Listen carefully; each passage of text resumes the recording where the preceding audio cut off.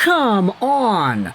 What is it about these former Vancouver Canucks centers that head over to New York and then all of a sudden have something to say about Vancouver? First, it was Bo Horvat 2 years ago.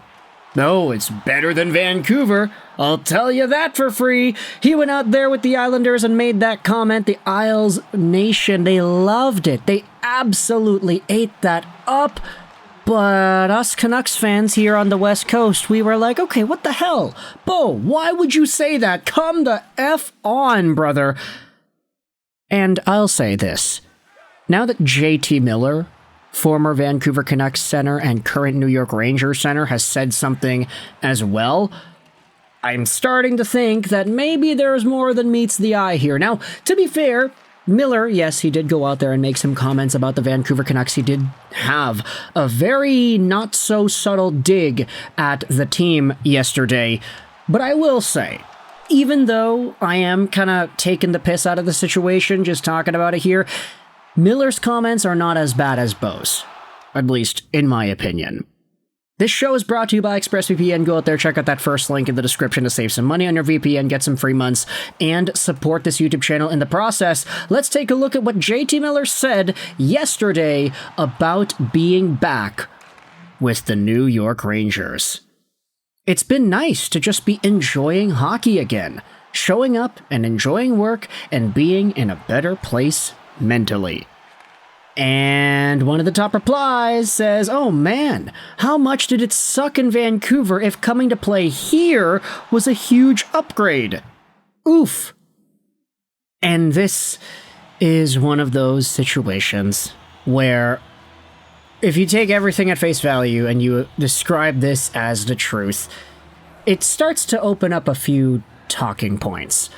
Like, hey, was it really that bad here in Vancouver? And then for us Canucks fans, there is the doubt. Like, hey, JT, weren't you part of the problem? Like, didn't things get bad in Vancouver partially because of your own personality and your own idiosyncrasies as a human being? I will say, though, just to reintroduce the topic that we had discussed at the beginning in this video, hey, they're not as bad as the Bo Horvat comments, right? At the very least, JT Miller didn't go out there and expressively state, it's a lot better than Vancouver, I'll tell you that for free. That Bo Horvat comment was so out of pocket and stupid and unnecessary from the former captain of the Vancouver Canucks to go out there and make some sort of a stupid declaration like that. At the very least, JT isn't directly mentioning Vancouver by name, he's just saying, hey, it's nice to be enjoying hockey again. I'm showing up and I'm enjoying my work. I'm in a better place mentally here. That's all the quote is, but you can fill in the blanks and take the implication saying, okay, does that mean that it wasn't nice to show up to work in Vancouver? Were you not enjoying your time in Vancouver? Were you not in a good place mentally in Vancouver? Look, I'm all for the proclamation and acknowledgement of mental health in sports. We have seen guys take a leave of absences and go through tough times, and we have been nothing but supportive of that. But I won't be the first one to tell you, in this market, in this city, even on this own platform on YouTube, I'm not going to be the first guy to tell you that JT Miller's leave of absence was one of the more unexplainable ones that we have seen. And of course, I'm not going to say we need an explanation, we demand an explanation, we need to know what JT Miller's going through, but with all the rumors going around this city that JT Miller's leave of absence may have been for extra reasons that more or less involve the Vancouver Canucks organization in ways that we might not have expected, that's when it gets a little bit fishy, especially with how blunt Miller always was in shutting those talks down.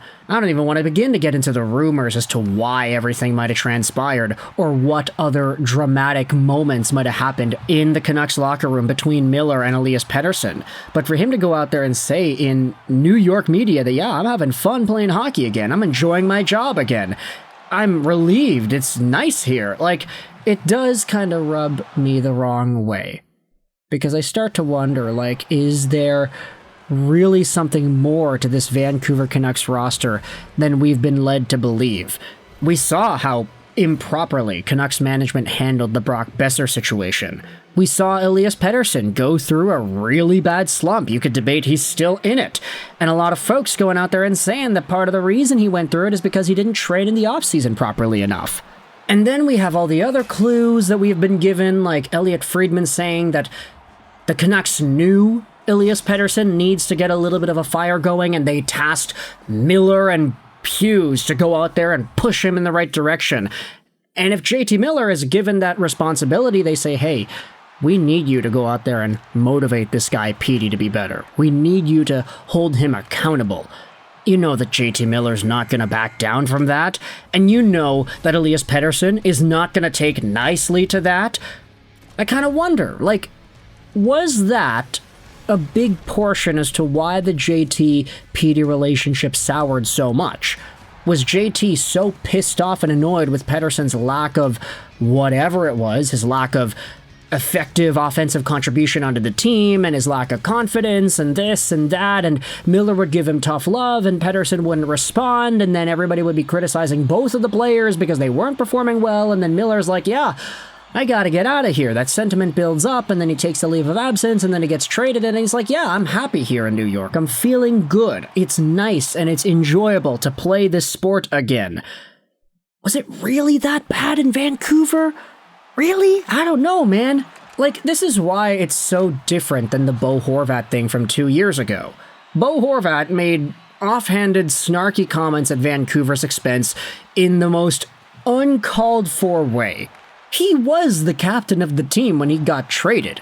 There was no reason for Bo Horvat to make that comment, and he even apologized about it later on. He's like, yeah, okay, like, I took it the wrong way. I'm sorry, guys.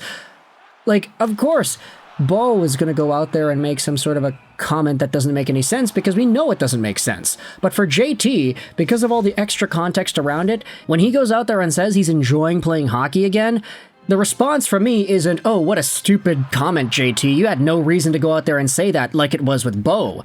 The response is, okay, what happened? Why? The Rangers aren't really doing all too great either. Miller's scoring a lot of points, which is fantastic. Good for him. But still, with all the Elias Pettersson stuff in Vancouver and Miller openly admitting that he's having fun playing hockey again, it does go and paint a pretty bad light on the Vancouver situation here. So let me know your thoughts in the comment section below on JT Miller of the New York Rangers throwing a subtle jab at the Vancouver Canucks organization and potentially as well the drama that had occurred with Elias Pettersson. Do you place any stock into comments like these that Miller ended up making? I just made an entire 8-minute commentary about it, so I definitely do, but I'm a traumatized Canucks fan, so I don't really expect anything more from myself.